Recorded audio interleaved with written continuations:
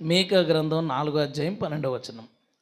కళ్ళములో ఒకడు పనలు కూర్చున్నట్టు యెహోవా వారిని సమకూర్చును. అయితే వారు ఆయన తలంపులు తెలుసుకొనకున్నారు, ఆయన ఆలోచన వారు గ్రహింపకున్నారు. ఎలాగంట ఆయన సమకూర్చాలనుకున్నాడంట. ఓ చోట సమకూర్చడం మంచిదే కదా. ఏదో ఒక గొప్ప పని ఏదో చేద్దాం అనుకున్నాడు, ఏదో మేలు చేద్దాం అనుకున్నాడు, ఏదో లాభం చేద్దాం అనుకున్నాడు. కానీ వారికి అర్థం కాలేదంట ఆ విషయం. యెహోవా వారిని సమకూర్చుని, అయితే వారు ఆయన తలంపులు తెలుసుకొనకున్నారు, ఆయన ఆలోచన వారు గ్రహించలేదు. ఆయన తలంపుల్ని ఆలోచనల్ని ఎవరు గ్రహించలేకపోయారట? దేవుని ప్రజలు గ్రహించలేకపోయారు. ఈ మేకా రాసేటప్పటికి, మేకా ప్రవక్త దీన్ని ప్రవచించేటప్పటికి, రాసేటప్పటికి ఇశ్రాయేలు చాలా వందల సంవత్సరాల నుంచి దేవుణ్ణి అనుసరిస్తున్న ప్రజలాళ్ళు. ఇప్పుడు అబ్రహాముకి దేవుని ఆలోచన అర్థం అవ్వలేదనుకోండి, పర్లేదు.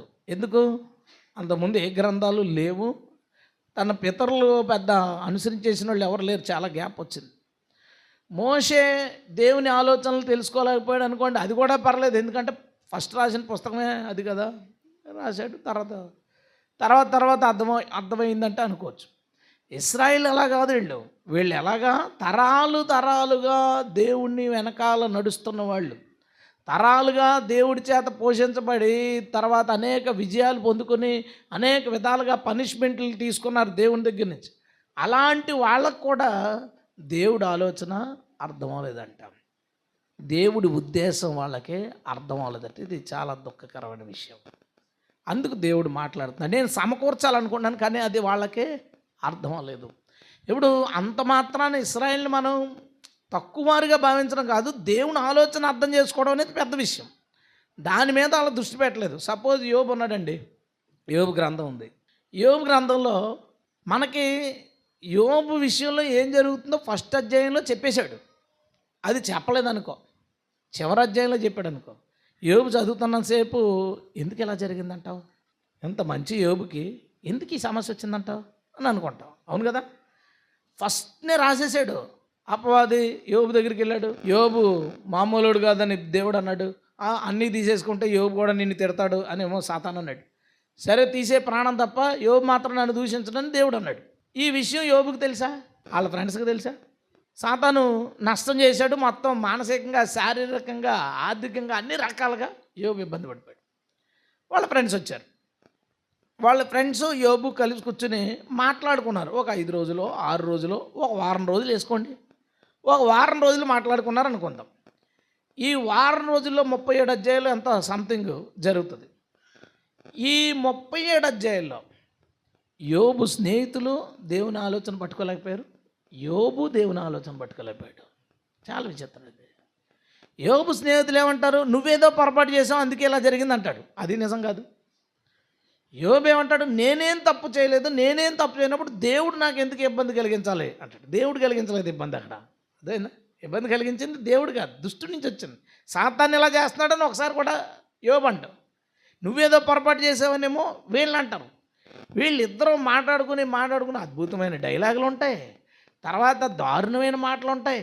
యోబేమో దేవుని దూషించలేదు కానీ తనను దూషించుకున్నాడు, తన పుట్టుకుని దూషించుకున్నాడు, తన పుట్టిన రోజుని దూషించుకున్నాడు, రకరకాల మధ్యలో ప్రవచనం చెప్తుంటాడు. ఈ లోపు అంతలోనే నరుల జీవితం ఇంతే, నరులు బ్రతికింతే, నరులు ఓన్లీ శ్రమ తప్ప వాళ్ళకి ఏమీ లేదంటాడు. బైబిల్ ఏమంటుంది? సుఖాన్ని దుఃఖాన్ని మిళితం చేశాడు, కానీ అసలు శ్రమ అనుభవించడానికే పుట్టాడు నరుడు అంటాడు. అప్పుడు దాకా యోబు సుఖం అనుభవించాడా? సంతోషం అనుభవించాడా? మరి నరుడు శ్రమ అనుభవించడానికే పుట్టాడు అంటారేంటి? అంటే వీళ్ళు ఆ డిస్కషన్ అంతా కూడా ఎక్కడ దేవుని యొక్క ఆలోచన వాళ్ళు అర్థం చేసుకోలేకపోయారు. దేవుడు ఏమనుకుంటున్నాడు, దేవుడు ఏం చేద్దాం అనుకుంటున్నాడు, అది గ్రహించలేకపోయారు. వీళ్ళ భక్తులు నిజంగానే గొప్ప భక్తులు, అందులో డౌట్ లేదు. అయినా దేవుని యొక్క ఆలోచనని అర్థం చేసుకోవడం, గ్రహించడం ఉందే, అది చాలా పెద్ద విషయం. ఆఖరికి చూశాడు అంటే ఇలా మాట్లాడుకోవడం చూశాడు, వచ్చేసాడు సీన్లోకి. యెహోవా సుడిగాల్లో ప్రత్యక్షమై, ఎవడీడు ఇలా మాట్లాడుతున్నవాడు అన్నాడు. ప్రభువాడు మా ఫ్రెండ్స్ అన్నాడు. నువ్వెందుకు ఇలా మాట్లాడావు? సైలెంట్. మొదలెట్టేటండి ప్రశ్నలు అడుగుతాడు. ఒకసారి యోబు గ్రంథం తీయండి, అక్కడ అంటే ఇది మనకు చాలా అవసరం. 38వ అధ్యాయం అంతా అడిగాడు. నీకు ఇది వచ్చా, అది వచ్చా, ఇది చేయగలవా, అది చేయగలవా, నా గురించి మాట్లాడుతున్నావు నువ్వు. అది 38, 39 అడిగేశాడు 40వ అధ్యాయంలో. మరియు యెహోవా ఎలాగంటాడు, ఆక్షేపణలు చేయజూచువాడు సర్వశక్తుడకు దేవునితో వాదించవచ్చునా? దేవునితో వాదించువాడు ఇప్పుడు ప్రత్యుత్తరం ఇయ్యవలెను అన్నాడు. నువ్వు వాదించావు కదా యోబు, ఆన్సర్ చేయి సార్, ఇన్ని ప్రశ్నలు అడిగాను కదా అంటే యోబు ఏం చేశాడు చూడండి. అప్పుడు యోబు యెహోవాకు ఇలాగు ప్రత్యుత్తరం ఇచ్చెను, చిత్తగించుము, నేను నీచుడను, నేను నీకు ఏమని ప్రత్యుత్తరం ఇచ్చేదను? నా నోటి మీద నా చేతిని ఉంచుకుందును. ఒక మారు మాట్లాడితేని నేను మరల నోరెత్తను, 2 మార్లు మాట్లాడితేని ఇకను పలుకను అన్నాడండి. సింపుల్గా ఏమన్నాడు తెలుసా? యోబు ఆన్సర్ ఏంటి? 2 అధ్యాయులకి, అయ్యగారు నన్ను క్షమించండి, నా నోరు మూసుకుంటున్నాను అంతే. పోలేని వదిలేడు అనుకున్నారా? మళ్ళీ మొదలెట్టాడు. మళ్ళీ మొదలెట్టి అడిగి అడిగి అడిగి ప్రభువా నా ఆన్సర్ ఒకటే, నోరు మూసుకుంటాను, తప్పు చేశాను, నన్ను క్షమించు, నేను నీచుడను, నేను చెప్పడానికి ఏమీ లేదు. రెట్టింపుల దీవెన ఇచ్చాడు. ఇది దేవుని ఆలోచన. దేవుడు ఇది చేద్దాం అని ఆలోచించుకున్నాడు, కానీ ఆలోచన మనిషికి చెప్పడం. చేసుకుంటా వెళ్తాడు, తెలుసుకున్నవాడికి తెలుసుకున్నంత, తెలుసుకున్నా తెలుసుకోకపోయినా ఆయన ఆలోచనలో సాగిపోతూ ఉంటే ఎప్పుడూ అది మంచి చేస్తుంది. దేవునికి స్తోత్రం. ఎప్పుడూ అది మంచికే తప్ప దేవుడిని అనుసరించే వాళ్ళకి అపకారం చేయడానికి దేవుడు ఎప్పుడు ఆలోచించడం, అందులో ఏమీ సందేహం లేదు. చేసుకుంటూ పోవాలి. అయితే అది గ్రహించుకుంటే మనకు చాలా మంచిది. గ్రహించకపోతే అంటే ఈ విషయం పక్కన పెడితే దేవుని యొక్క ఆలోచనలు గ్రహించకపోతే వచ్చే నష్టాలు చాలా ఉంటాయి, అది గ్రహించడం వల్ల వచ్చే మేలులు కూడా చాలా ఉంటాయి. ఈరోజు 3 విషయాల్లో మన లైఫ్లో దేవుడు చేసే, దేవుడు పంపే, దేవుడు చేసే, దేవుడు ఇచ్చే 3 విషయాల్లో దేవుని ఆలోచనని మనం తెలుసుకోవడానికి ఎందుకు ప్రయత్నం చేయాలా? అలా తెలుసుకోకపోతే వచ్చే ఇబ్బంది ఏంటి? దాన్ని ఎలా తెలుసుకోవాలి అనే దాని గురించి మనం తెలుసుకోవడానికి ప్రయత్నం చేద్దాం. ఇది మనకు ఒక ప్రయత్నం మాత్రమే. ఎందుకు ప్రయత్నం మాత్రమే అంటే యోబు లాంటోడికి, అబ్రహాం లాంటోడికి, ఇంకా చాలామందికి దేవుడు మనసులో ఏమనుకున్నాడో అది జరిగేదాకా వాళ్ళకి తెలియదు. వాళ్ళకి అర్థం, మనం అంతా చదువుకుంటూ వెళ్ళిపోయాం కాబట్టి స్టోరీ, అక్కడ అలా ఎందుకు అన్నాడంటే ఇక్కడ ఇలా చేయడానికి అంటాం. అది వాళ్ళకి తెలిసి అంటే వాళ్ళకి తెలియదు కదా. ఇప్పుడు అబ్రహాంతో నీ సంతానం ఆకాశ నక్షత్రాల వల్లే ఉంటారు అన్నారు. ఓకే సరే, ఇస్మాయిల్ పుట్టాడు, నీ సంతానం కాదన్నాడు. ఓకే, ఇస్సాకు పుట్టాడు, ఇస్సాకు వలన ఏందే నీ సంతానం అన్నాడు. అబ్రహాం బతికుండగా ఇస్సాకుకి గట్టిగా 2 పిల్లలు పుట్టుంటారు. ఆకాశ నక్షత్రాలు ఆకాశ నక్షత్రాలు చూడకుండా చచ్చిపోయాడు. మనం చూసాం. ఆకాశ నక్షత్రాలు విశ్వాస సంబంధులు అన్నాడు. అంటే దేవుని మీద విశ్వాసం ఉంచిన వారు అందరూ అబ్రహాం సంతానమే. దేవునికి స్తోత్రం. ఆ నక్షత్రాలు మనం చూసాం. నక్షత్రాలు ఏంటో మనం చూసాం, నక్షత్రాలు మాత్రం అబ్రహాం చూశాడు. సో దేవుడి ఆలోచనని మనిషి తెలుసుకోవడం, గ్రహించడం అనేది చాలా పెద్ద విషయం. బట్ మనకి సాధ్యమైనంత వరకు తెలుసుకోవడానికి ప్రయత్నించకపోతే మాత్రం చాలా పెద్ద నష్టాలు మనం అనుభవించాల్సి వస్తుంది. సో దేవుడు దీని ద్వారా అనేక సంగతులు మనతో మాట్లాడునుగాక. ఒకసారి మళ్ళీ స్తోత్రం చెల్లిద్దామండి. హల్లెలూయా. రైట్. సామెతల గ్రంథం 3వ అధ్యాయం 11, 12 వచనాలు చదువుతాను చూడండి. నా కుమారుడా, యెహోవా శిక్షను తృణీకరించవద్దు, ఆయన గద్దింపునకు విసుగవద్దు.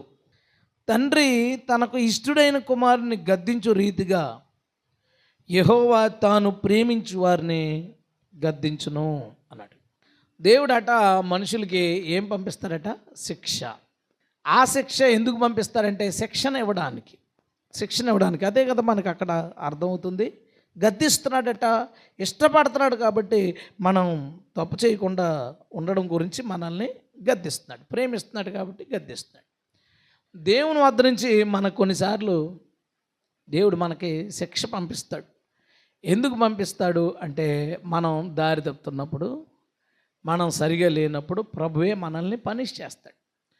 ఏదో ఒక విధం, అది మన బిజినెస్ బాగోకపోవచ్చు, మన ఇంట్లో ఆరోగ్యాలు పాడైపోవచ్చు, లేదా ఏదో చిన్న ప్రమాదం జరగచ్చు, ఏదో దెబ్బ తగలచ్చు, లేదా చీటికి మాటికి ఇంట్లో రకరకాల గొడవలు వస్తుండొచ్చు, నిద్ర పట్టకపోవచ్చు. కొంతమందికి నిద్ర పట్టదు, అదొక రకమైన శిక్ష. అంటే ఆడికి ఇంకేం చేస్తాడు ఆలోచించుకోవాలి. ఆ టైంలో ఇంకా నిద్ర రాదు ఆడికి. ఏదో ఒకటి జరుగుతుంది. జరిగినప్పుడు ఇది ఏంటి, ఇది సాతానుగాడని తోసావా, అప్పుడేంటి, ప్రభా ఆడిని నన్ను నన్ను బాధ పెడుతున్న వాడిని శిక్షించంటే బాధ పెడుతున్నాడు ఈయన. అంటే కొరడెచ్చి కొట్టేసుకోమని యేసు, ప్రభువా నిన్ను కొరడెచ్చి కొట్టేసుకో అని చెప్పినట్ట. అది తెలుసుకోవాలి మనం. ఇది ఎక్కడి నుంచి వచ్చింది, ఇలాంటి ఇబ్బంది ఎక్కడి నుంచి కలుగుతుంది, ప్రభు ఇదేంటి, నువ్వేనా? అది తెలుసుకున్నావు అనుకో, దేవుడు నువ్వు పాడైపోవడానికి కొట్టడు, నువ్వు నాశనం అవడానికి ఏమీ చేయడు, నువ్వు నష్టపోవడానికి ఏమీ చేయడు. నష్టపరుస్తాడు, ఇబ్బంది పెడతాడు, అనారోగ్యం కలిగించవచ్చు, కానీ అందుకు చేయడు. ఎందుకు చేస్తారంటే నీలో ఏదో లోపం ఉంది, దాన్ని నువ్వు తెలుసుకోవాలి. నువ్వు తప్పు చేసావు, ఆయన అందుకు పనిష్ చేశాడు. అప్పుడు నువ్వు అంటావు, ప్రభువా చెప్తే సరిపోద్దు కదా, ఇలా చేయాలా నువ్వు? మనకు ప్రశ్న వస్తే అప్పుడు మరి, ప్రభు కాలు ఎందుకు ఎరగొడేసావు ప్రభు, వెళ్ళొద్దంటే మానేద్దును కదా అంటాడు. సరే అది పక్కన పెట్టి, ఏ ప్రవచనము అందరి ముందు నా కుమారుడు అనగానే, ప్రభువా ఎందుకు అలా బుద్ధి లేని పని చేసావు అని అందరి ముందు ఆరాధన వేసరికి ఉండలేడు. ఎందుకంటే ఆరాధన వేసరికి ఉండగానే పక్కన నవీన్ లేటాడు, అలా చూస్తాడు, ఇంకా ఏం చేసావు నువ్వు అని. ఆ చూపు భరించలేకపోతున్నాడు బయటికి ఆరాధన వేసరికి. లేదా ఆమె అలా తల ఎత్తదు, లేదా వెళ్ళిపోద్ది ఇంటికి. వినేసి ఇంటికి వెళ్ళి ప్రశ్న వేస్తారు, ఏమనంటే, ఎందుకు ప్రభు అందరిలో చెప్పావు, నాతో చెప్పచ్చు కదా పర్సనల్గా. ఓరి బాగా నీ క్వశ్చన్ లాజిక్కే పక్కనట్టు. ఈలోపు నీ గురించి ఎవరికో దర్శనం వచ్చింది. దర్శనం వచ్చి, మీ గురించి ఎలా వచ్చిందండి కొంచెం చూసుకోండి అంటే, అలాగే అండి. లోపల ఏమనుకుంటా తెలుసా, నాకివ్వచ్చు కదా దర్శనం, ఆడ దగ్గర చెప్పాలి ఆ విషయాన్ని, నాకే చెప్పచ్చు కదా ప్రభు. సరే ఇవన్నీ లీగలే క్వశ్చన్స్. నా ప్రశ్న ఏంటంటే, అది తప్పని నీకు తెలీదా? తెలుసు కదా, నీకు తెలిసినా నువ్వు మారలేదు, అందుకని పక్కవాడితో చెప్పించాడు. తప్పే ఉంది దాంట్లో? నీకు తెలియని విషయం చెప్పించాడు ఇంకో పక్కవాడితో, అప్పుడు అనుకోవచ్చు ప్రభా నాకు తెలియదు, ఇది నాకు చెప్తే సరిపోద్ది కదా. ఇప్పుడు నాతాన్ దావీదు దగ్గరికి వచ్చాడండి. నాతాన్ దావీదు దగ్గరికి వచ్చి ఒక కథ చెప్పాడు. దావీదుకి మ్యాటర్ అర్థమైంది. మ్యాటర్ అర్థమై ఏడ్చాడు.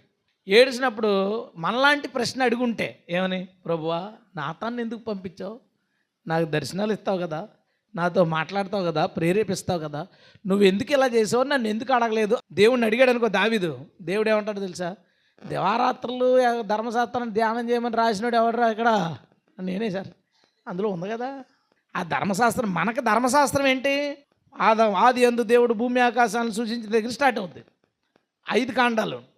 వాళ్ళ ఒరిజినల్ ధర్మశాస్త్రం ఎక్కడి నుంచి స్టార్ట్ అవుతుందో తెలుసా, నిర్గమకాండ 20వ అధ్యాయం నుంచి స్టార్ట్ అవుద్ది. ఎందుకు, కొండ మీద ప్రసంగం నుంచి వాళ్ళ కమెంట్స్ స్టార్ట్ అవుతాయి. అంటే ఫస్ట్ 4-5 పేజీల్లోనే ఈ మ్యాటర్ ఉంది ఆల్రెడీ. మరలా దేవుడు వచ్చి చెప్పడం ఏంటి కాదు కదా, అక్కడ మరలా దేవుడు వచ్చి చెప్పడం కాదు, అక్కడ చెప్పాడు ఆల్రెడీ. ఆ విషయం దావీదుకు చదువుకున్నాడు, దావీదుకు తెలుసు. తెలిసిన తర్వాత ఆ పొరపాటు చేశాడు. పొరపాటు చేసిన తర్వాత దేవుడు ఏం చేశాడో తెలుసా, 9 నెలలు వెయిట్ చేశాడు. ఇప్పుడు తప్పు జరిగింది, గర్భవతి అయింది, బిడ్డ పుట్టిన తర్వాత కదా, గర్భవతి అయింది, బిడ్డ ఆ టైం కదా జరుగుతుంది. అంటే 9 నెలలు నువ్వు ఒప్పుకుంటావని వెయిట్ చేసి, అంటే దేవుడు నలుగురిలో నిన్నో మాట అన్నప్పుడు, లేదా ఆ విషయం నలుగురిలో ఎవడికో బయలుపరిచినప్పుడు, లేదా దేవుడు నిన్ను ఏదో గద్దించో, శిక్షించో, కాలు ఎరగొట్టో, ఇంట్లో బలహీనతలు వచ్చో, లేదా డబ్బులు పోయో, చీటి పాడుకున్నావు, డబ్బులు ఇలా వచ్చి రాగానే పోయినాయి. వచ్చి రాగానే పోగానే వెంటనే నువ్వు అడుగు, ప్రభా నువ్వా ఆడా, నేనే అన్నాడు అనుకో, ఎందుకో చెప్పే, ఇంకా వద్దు మనకి గొడవలు. ఎందుకు గొడవలు వద్దు అంటున్నానంటే, దావీదు ప్రశ్నించడానికి ఏముంది అక్కడ, ప్రభా ఎందుకు ఇలా చేసావు అంటే, 9 నెలలు ఆగాను, ఏం చేయమంటావు? 9 నెలలు ఆగాడు. దావీదుకి ఆ విషయం అన్నీ తెలుసు, అది చేయకూడదని తెలుసు. 9 నెలలు ఆగాడు. అయినా సరే ప్రభువా నేను ఈ తప్పు చేశాను సారీ అని అనలేదు, అందుకని నా తను పంపించాడు, అంతే కదా. సో మన లైఫ్లోకి దేవుడి యొక్క శిక్ష రావడానికి ముందు దానికి సంబంధించినవి అనేక రకాలుగా ప్రభు మనకు చెప్పేస్తాడు.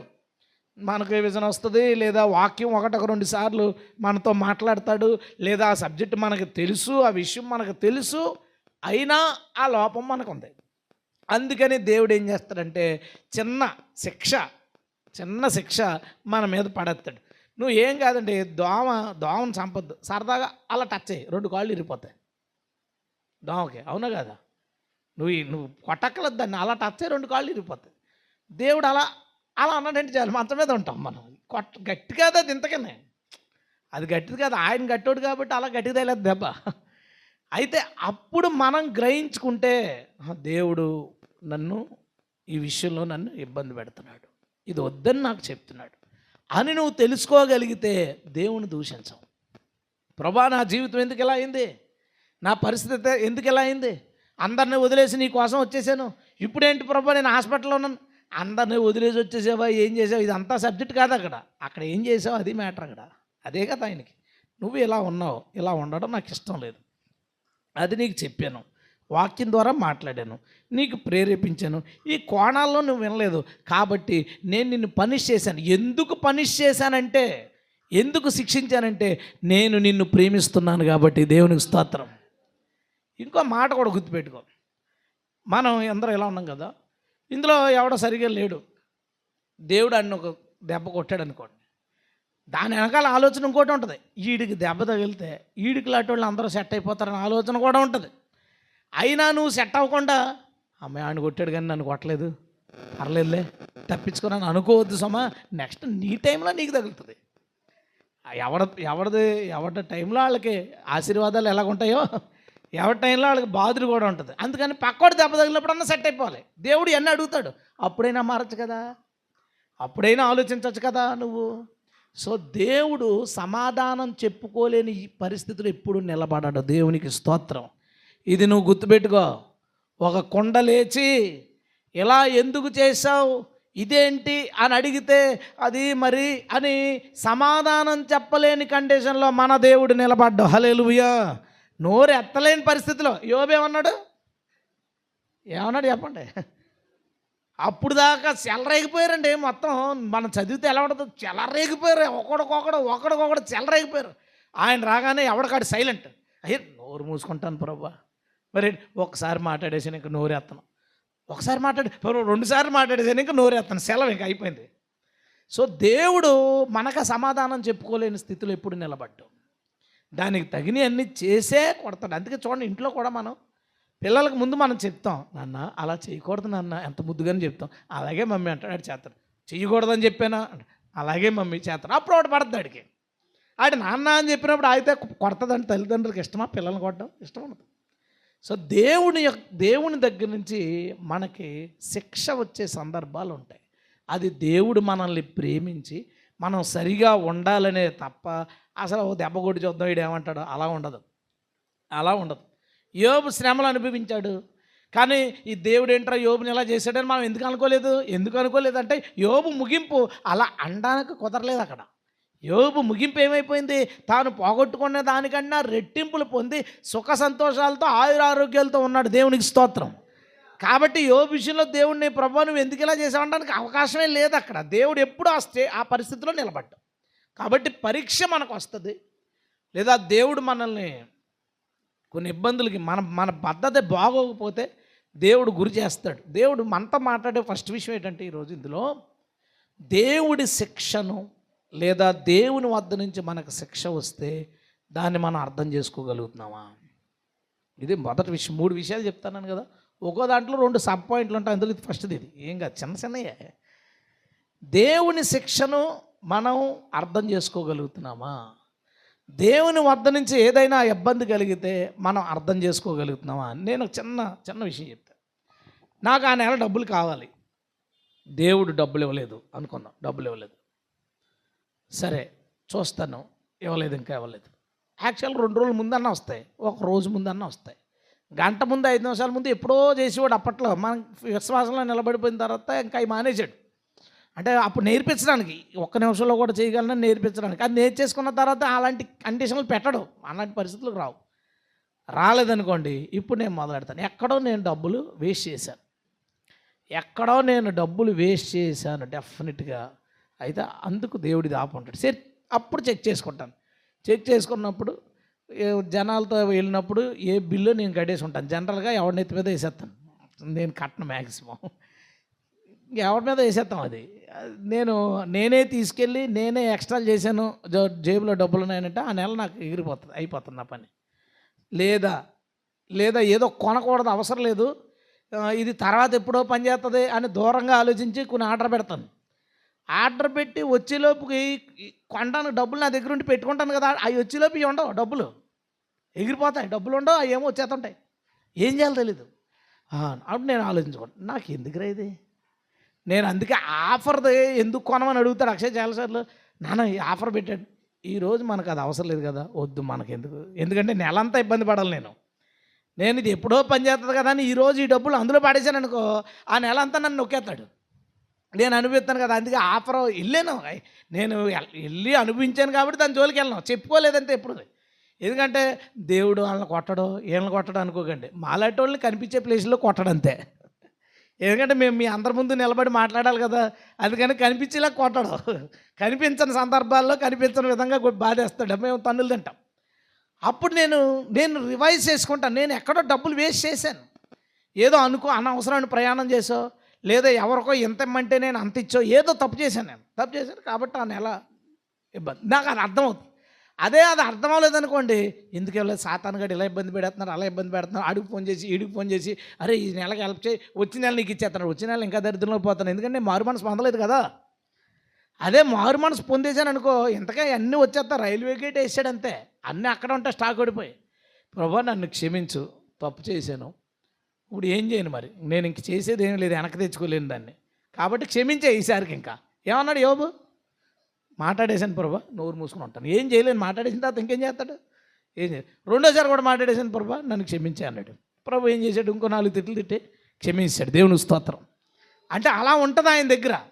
ఇంకా తిట్టినా కానీ ఇంకో దెబ్బ కొట్టినా మాత్రం క్షమించేస్తాడండి, మంచి దేవుడు మన దేవుడు, దేవుని స్తోత్రం. క్షమించేస్తాడు కాబట్టే ఇంకా మనం ఉన్నాం. వెంటనే క్షమించేస్తాడు, మళ్ళీ అంతా వచ్చేస్తే నేను మనలతో చూసారా వచ్చేస్తాయని చెప్పాను కదా, వచ్చేస్తాయని ఎందుకు చెప్పానంటే రాత్రి ఒప్పేసుకున్నాను కదా. వీళ్ళందరూ ఏమనుకుంటారంటే అన్నయ్య విశ్వాసం కాదు అక్కడ. ఎందుకు లాక్ అయిందో నేను తెలుసుకున్నాను. నీ లైఫ్లో దేవుడు నిన్ను శిక్షిస్తున్నప్పుడు, నిన్ను ఇబ్బంది పెడుతున్నప్పుడు, అది ఎందుకో నువ్వు తెలుసుకుంటే, ఎంత త్వరగా తెలుసుకుంటే అంత సులువుగా మళ్ళీ ఆశీర్వాదాల్లోకి మనం వెళ్ళిపోతాం. హల్లెలూయా. కాబట్టి దేవుని యొక్క శిక్షని అర్థం చేసుకోగలుగుతామా, ఇది మొదటి విషయం. అందులో పనిష్మెంట్. రెండో రకమైన పనిష్మెంట్ కూడా వస్తుంది మన లైఫ్లోకి. మొదటిది ఏంటంటే, ఏదో మనం తప్పు చేస్తున్నాం మార్చడానికి, గలతీ పత్రిక 6వ అధ్యాయం 7వ వచనం చూడండి.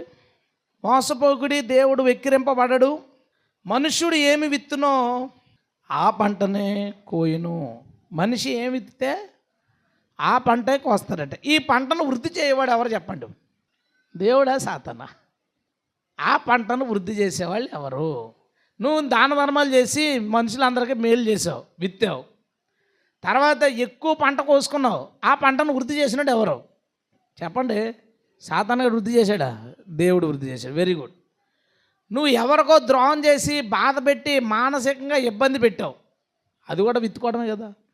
అలాంటి సమస్య ఎప్పుడో నీ మీద పడిపోయింది, ఈ విత్తనాన్ని అభివృద్ధి చేసినాడు ఎవరు చెప్పండి? గట్టి చెప్పాలా? దేవుడే. ఎందుకంటే దేవుడు ప్రియమైన బిడ్డలు మన చేతులతో విత్తనాలు కాపాడొద్దండి దేవుడు, దాన్ని కాపాడతాడు. అయితే ఇప్పుడు నీకు ఒక ఆలోచన రావాలి, ఏంటంటే జాగ్రత్తగానండి, ఇది మనం ప్రభువుని నమ్ముకోకముందు చాలామందిని చాలా బాధలు పెట్టి ఉంటాం, ఇబ్బందులు పెట్టాం, చాలా రకాలు చేసాం మనం. అప్పుడు చాలా విత్తనాలు విత్తాం, అది నీకు సమస్య కాదు, ప్రభువుని క్షమాపణ అడిగాం, పోయింది, దాని గొడవ ఏమీ లేదు. ప్రభువులోకి వచ్చిన తర్వాత మొదలుపెట్టాం, మనకు తెలిసింది ఏంటి సత్యమో మనకు తెలిసినా మనం రాంగ్ బిహేవియర్లతో ఇతరులను ఇబ్బంది పెట్టడం గురించి నేను చెప్తున్నాను. ఇతరులను ఇబ్బంది పెట్టడము, ఇతరులను నష్టపోయేలా చేయడము, మన పార్ట్నర్ దగ్గర దొంగ లెక్కలు రాసేయడము. పార్ట్నర్షిప్ ఉంటుంది, నువ్వు బండి మీద వెళ్తుంటావు వస్తుంటావు, అతనేమో 4 రోజులకు ఒకసారి వస్తాడు, నీ మనసులో ఏమనిపిస్తుంది అంటే రోజు బండి మీద వెళ్తున్నాను వస్తున్నాను, పెట్రోల్ ఖర్చులు అవుతున్నాయి, మరి ఆడేమో నాకు పెట్రోల్ ఖర్చులు ఇవ్వట్లేదు కాబట్టి నేను లెక్క ఎలా మారుతాను. అలా లెక్క ఎలా మార్చుకో, పెట్రోల్ ఖర్చులను రాయి, పెట్రోల్ ఖర్చులు కావాలని రాయి, లేదా నువ్వు తీసుకోకూడదంటే మానే, లెక్క తప్పు రాసావు అయిపోయింది. వెంటనే ఏమైనట్టు, విత్తనం నేల మీద పడింది. ఏ నేల మీదో తెలుసా? సారవంతమైన నేల మీద. నీవు నీ జీవితం విషయంలో ఏ విత్తనం విత్తినా అది మంచిదైనా చెడ్డదైనా సారవంతమైన నేలలో పడి 10 రెట్లు 20 రెట్లు 30 రెట్లు పండేద్ది. అది మంచి విత్తనమైనా చెడ్డ విత్తనమైనా. నువ్వు చెడ్డ విత్తనాలు విత్తేసావనుకో, నీ పొలంలో ఏ గన్నేరు పప్పులు విత్తేసావనుకో, గన్నేరుకాయలు కాసేసిన తర్వాత కుటుంబ పాదిగా మనం బాధపడవే. దాన్ని బట్టి ఇంక మళ్ళీ సంతోషమే ఉండదు. నువ్వు ఏ నల్లతమ్మో విత్తనాలు ఎత్తేసుకున్నావు అనుకో, ముళ్ళ పాదలు వస్తాయి దాని నిండా. ఇంకేం వస్తాయి? కేవలం నువ్వు మంచిది విత్తు, ఎదుటోడికి మేలు విత్తు, ఎదుటోడికి మేలు విత్తు, దేవుడు నీకు రెట్టింపుల మేలు దయచేస్తాడు. హల్లెలూయా. ఇప్పుడు మనం ఏ గోంగూర విత్తనాలు విత్తామనుకోండి, గోంగూర జల్లాం, ఓ 3 వారాలకి కోసేసుకోవచ్చు. ఏ మామిడి టెంక విత్తాం అనుకోండి, 3 సంవత్సరాలు పడతాయి. నేను ఇది ఎందుకు చెప్పానంటే, దేవుడు ఒక ఉదాహరణ వాడాడంటే దాని వెనకాల చాలా దూరం ఆలోచించే వాడతాడు. అంటే కొన్ని విత్తనాలు, అంటే కొన్ని తప్పు చేసిన కొన్ని రోజులకి వెంటనే కోసేసుకుంటాం, గోంగూర కోసేసుకున్నట్టు.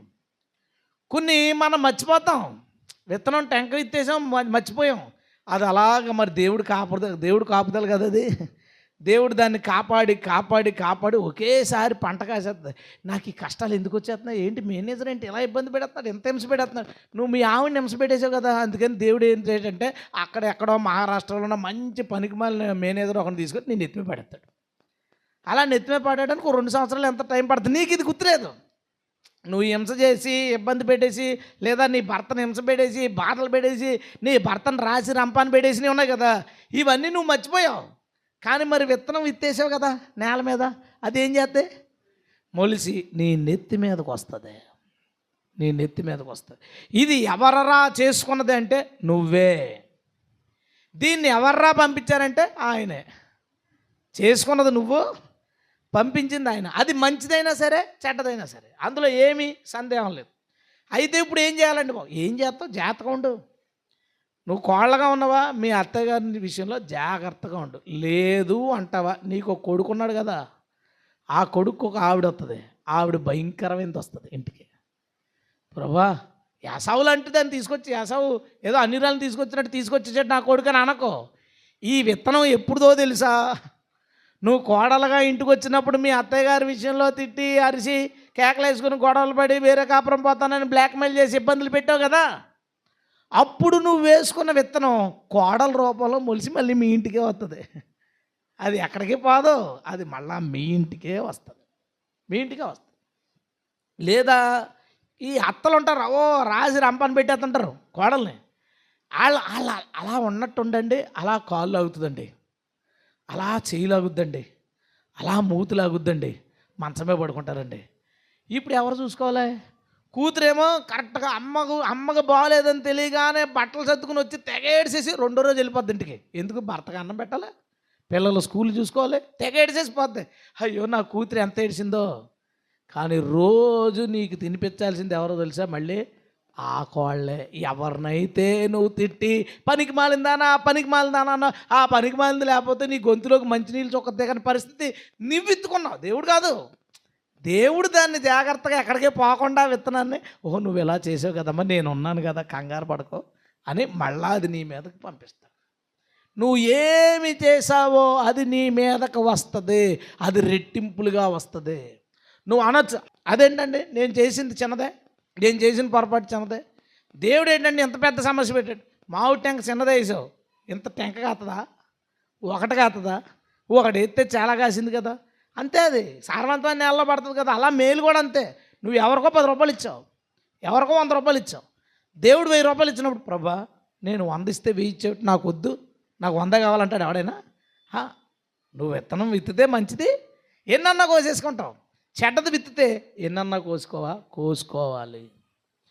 దేవుని వద్ద నుంచి మనకు వచ్చే 2వ రకమైన శిక్ష, నీవు ఎక్కడో విత్తకూడనివి, నువ్వు చేయకూడని బ్యాలెన్స్ పనులు, అది చేయకూడదు, నువ్వు చేసావు. ఇలా చేయడం వల్ల వాళ్ళు బాధపడ్డారు, ఇలా చేయడం వల్ల వాళ్ళు ఇబ్బంది పడ్డారు, ఇలా చేయడం వల్ల వారికి వచ్చే స్థలం పోయింది, ఆ మాట చెప్పడం వల్ల వాళ్ళకి వచ్చే పెన్షన్ పోయింది, లేదా వాళ్ళు ఏదో నష్టపోయారు. జాగ్రత్త, నీ మీదకి వస్తుంది. క్రైస్తవులు అందరికీ చెప్తున్నాం, నువ్వు ఏమి చెయ్యి చెడ్డదే, అది నీ మీదకి వచ్చి తీరుతుంది. అయితే ఇప్పుడు నీకు గుర్తొచ్చినాయి, ఇప్పుడు ఏం చేయాలా? ప్రభువా నేను మంచి విత్తనాలు విత్తలేదు, వాస్తవమే. మరి ఇప్పుడు నేను మంచోడిని అయిపోయాను, మారిపోయాను, తప్పు ఒప్పుకుంటున్నాను. ఇప్పుడు ఏంటి? అప్పుడు దేవుడు ఏం చేస్తాడంటే, ఏదైతే సమస్యలు ఇప్పుడు నీ భార్యను నువ్వు ఇబ్బంది పెట్టావు, అందుకని నీ పక్కన సరైన పార్ట్నర్ కుర్రాడు వస్తాడు, ఆడి మహా విసిగించేసి ఒకడు తగులుతాడు మనకి. ఆడేం చేస్తాడంటే ఇంకా బాధపడేసి ఆగిపోతాడు. దేవుడు ఏం చేస్తాడంటే, ఒక సంవత్సరం పాటు బాధ పెట్టాలనుకున్నది 2 నెలలు బాధ పెట్టి వదిలేస్తాడు. తప్పదు సుమా. విత్తినవి క్రైస్తవుడు విత్తినవి. అన్యుడిగా విత్తినప్పుడు నీకే సమస్య లేదు, మారు మనసు పొందేవి కాబట్టి పోయింది. క్రైస్తవుడిగా నీవు విత్తిన వాటిని నువ్వు ఏదో ఒక కోణంలో అనుభవించాలి. ప్రభు పాదాలు పట్టుకుంటే కొంచెం తొందరగా అయిపోద్ది పనిష్మెంట్, కొంచెం తొందరగా దాన్ని నువ్వు అనుభవిస్తావు తప్ప మ్యాక్సిమం దాన్ని నువ్వు తప్పించుకోలేవు. దావీదుకి ఇచ్చిన పనిష్మెంట్ ఏంటి? దావీదుకి ఇచ్చిన, నీ పొరుగు అని భార్య దగ్గరికి వెళ్ళావు కాబట్టి నీ భార్య దగ్గరికి ఇంకొకటి వెళ్తాడు. తప్పిందండి అది. ఏడ్చాడు కదా, ఏడ్చాడు, పాట రాశాడు, క్షమాపణ పొందాడు, కానీ శిక్ష తప్పిందా? తప్పలేదు, శిక్ష తప్పలేదు. అది ఇంకొక కోణంలోనైనా దాన్ని అనుభవించాలి. పౌలు ఏం చేశాడు? చర్చిలో ఆరాధన చేసుకుంటున్న వాళ్ళని లాగేశాడు, రోడ్డు మీదకి కొట్టేశాడు, రాళ్ళతో కొడేశాడు, చంపడానికి అనుమతించాడు. అవన్నీ జరగలేదా పౌలుకి? జరిగినాయా జరగలేదా చెప్పండి. అన్నీ ఏదన్నా మిస్ అయిందా? అన్నీ రెట్టింపులు అయ్యి జైల్లో వేయించాడు, జైల్లో కూర్చున్నాడు. జైల్లో కూర్చున్నప్పుడు ఏం గుర్తొస్తుంది? నేను కూడా ఇదే చేశాను కదా ప్రభా, బట్ పోన్లే సువార్త కోసం వచ్చాను కాబట్టి స్తోత్రం అనుకుంటాడు అంతే. రాళ్ళు ఇచ్చి కొడుతుంటే ఆ రోజు తెప్పను కొట్టించాను, మరి తినొద్దా దెబ్బలో? నువ్వు ఏది చేయి అది ఇంకో కోణంలో మన మీదకి వస్తుంది. అది మంచి కోసం అనిపించావు అనుకోండి, పౌలు మంచి కోసం అనిపించాడు, సంతోషం కదా. అది స్వార్థ కోసం అనిపించాడు అంటే ఒక వ్యక్తి మారినప్పుడు తాను విత్తుకున్న దాన్ని అనుభవించాల్సి వచ్చిన దాంట్లో కొంత ఎక్సెప్షన్స్ ఉంటాయి, కొంత దాని యొక్క ప్రభావం తగ్గుతుంది, బాగుంటుంది. అందుకే నేను చెప్పేది రెండో విషయం ఏంటంటే, నీవు ఇప్పుడు అనుభవిస్తున్న మనుషుల వలన కానీ, లేదా అంటే గవర్నమెంట్ వలన కానీ, ఇరుగు పొరుగుల వల్ల కానీ, ఇప్పుడు నువ్వు అనుభవిస్తున్న ఇబ్బందులకి కారణం మూలం ఆల్రెడీ నువ్వు కానీ ఎప్పుడైనా విత్తిందేమో. నువ్వు ఇంతకుముందు యవనస్తుడిగా ఉన్నప్పుడో ప్రభు నమ్ముకున్న కొత్తలను ఎప్పుడో నువ్వు అలాగాని చేసావేమో గుర్తు చేసుకో. డ్రైనేజ్ వాటర్ వస్తుంటుంది ఇంటి ముందు నుంచి, మీ వాటర్ మా ఇంటి ముందు నుంచి వెళ్ళకూడదంటారు. ఏం చేయాలి అప్పుడు? ఇంటిపై నుంచి వెళ్తాయా? వాడుకున్నాడు దాన్ని ఏం చేయగలడు? ఇంటి ముందు నుంచి వెళ్తా. నువ్వు అన్నావు వెళ్ళకూడదు అన్నావు, అయిపోయిందండి, గొడవ అయిపోయింది, సెటిల్ అయిపోయింది, అంతా బాగానే ఉంది. ఇప్పుడు నువ్వు మేడ మీద ఒక గది కట్టుకోవాలనుకుంటున్నావు, ఎవడో ఫోన్ చేసి వచ్చాడు, ఆపేశాడు. పర్మిషన్ లేకుండా నువ్వు ఎందుకు తీసుకున్నావు? 50,000 ఇస్తే కానీ కుదరదు, లేదంటే కూల్చేస్తావు అన్నాడు. ఎవడో ఫోన్ చేశాడంటావు దుర్మార్గుడు అనుకోకు. దీనికి సంబంధించి ఎక్కడైనా మనం ఏదైనా ఒక విత్తనం వేసేసామా? అది కానీ మొలిసి మన మీదకి వచ్చిందంటావా? అది నువ్వు తెలుసుకున్నావు అనుకో, ప్రభుతో మాట్లాడుకుని బతిమాలుకుని ఏదోలాగా దాన్ని తగ్గించుకుని ఆ చెట్టుని మన దగ్గర నుంచి లేకుండా చేయొచ్చు. దేవునికి స్తోత్రం, హల్లెలూయా. ఆలోచన తెలుసుకో. దేవుడు ఇది ఎందుకు చేస్తున్నాడో దాన్ని మనం గ్రహించాలి, దాన్ని మనం ఆలోచించగలగాలి. అలా ఆలోచించినప్పుడు మాత్రమే కొన్ని మనం మార్చుకోవడానికి అవకాశం ఉంటాయి. మార్చుకోవడానికి మీన్స్ వాళ్ళ దగ్గర వాళ్ళు నష్టపరిచాం, పోయింది మొత్తం, గొడవ లేదు, ఎక్కడికో పోయాడు, నేను ఏదో పనిలో ఉన్నాను, ఇప్పుడు నాకు నష్టాలు వస్తున్నాయి. ప్రభువా ఇది ఎప్పుడు విత్తిన విత్తనం నాకు జ్ఞాపకం చేయనండి. ఇదిగో పలానా వాడి దగ్గర నువ్వు ఆ రోజు 10,000 అన్యాయంగా తీసుకున్నావు, 10,000కి ₹1,00,000 ఎట్టుపోతావు ప్రభా, అంతే. మరి అదే ఇప్పుడు ఆడు ఎక్కడున్నాడో ఎత్తుక్కుని సారీ చెప్పి మనం ఏవైనా వాళ్ళకి చేయగలిగామనుకోండి, ప్రభు మనల్ని క్షమించడానికి ఎక్కువ అవకాశాలు ఉంటాయి. దేవునికి స్తోత్రం. అంటే ఈ పర్టికులర్గా ఈ విషయంలో, ముందు విషయంలో నీ తప్పును ఒప్పుకోవడంతో దేవుని పనిష్మెంట్ పోతుంది.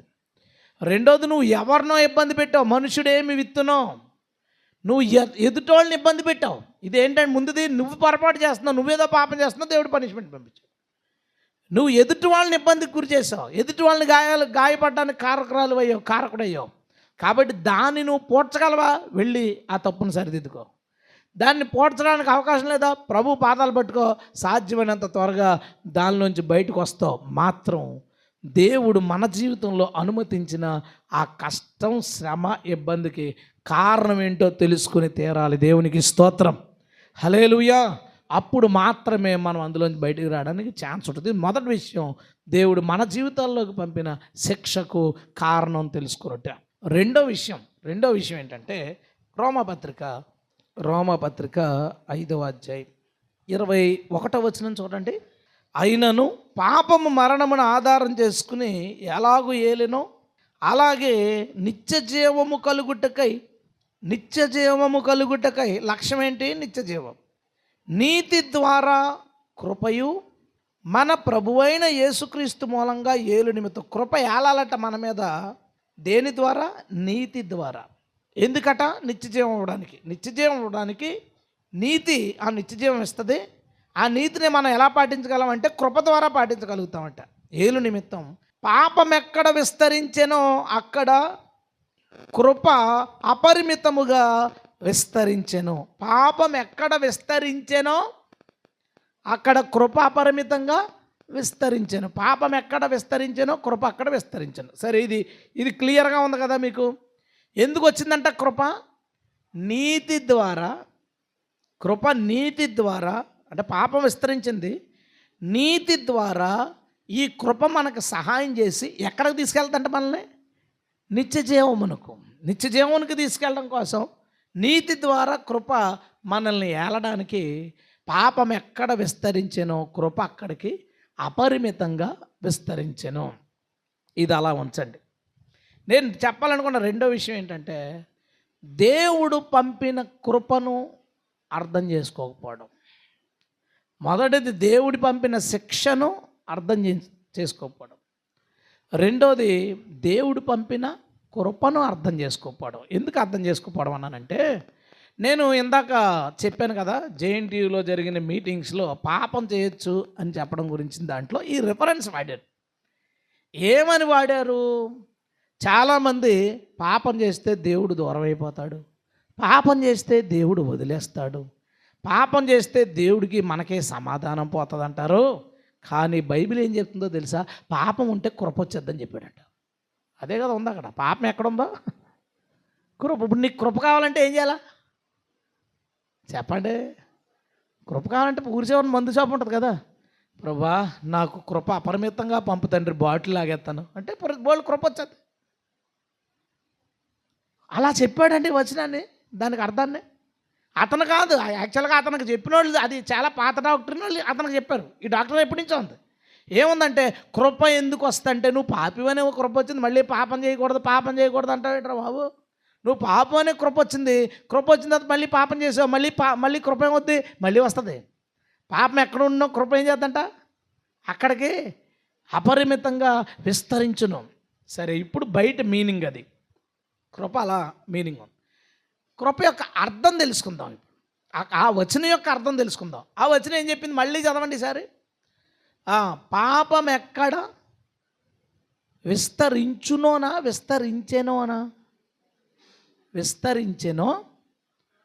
అక్కడ అపరిమితంగా కృప విస్తరించెను.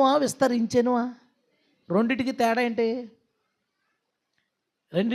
ఏంటంటే విస్తరించును, పాపం ఎక్కడ విస్తరించునో కృప అక్కడికి విస్తరించును అంటే అది రిపీట్గా జరుగుద్ది అని. అంటే పాపం చేసావు కృప వచ్చేద్ది, మళ్ళీ పాపం చేసావు కృప వచ్చేద్ది, పాపం చేసావు కృప వద్దు. పాపం ఎక్కడ విస్తరించెనో కృప అక్కడికి విస్తరించెను అంటే అర్థం ఏంటో తెలుసా? ఒకసారి. ఎన్నిసార్లు జరుగుతుంది అది? ఒకే ఒక్కసారి జరుగుతుంది. మన బైబిల్ని అధ్యాయాలుగా వచనాలుగా డివైడ్ చేసినప్పుడు కొన్ని పొరపాట్లు జరిగినాయి. మ్యాటర్ మారలేదు కానీ కొన్ని పొరపాట్లు జరిగినాయి. అధ్యాయం విడదీయకూడని చోట విడదీసేయడం, వచనం విడదీయకూడని చోట విడదీయడం అనేది జరిగింది. అందుకని నేను పత్రికలు చదివేటప్పుడు అధ్యాయాల వైజ్గా చదవను.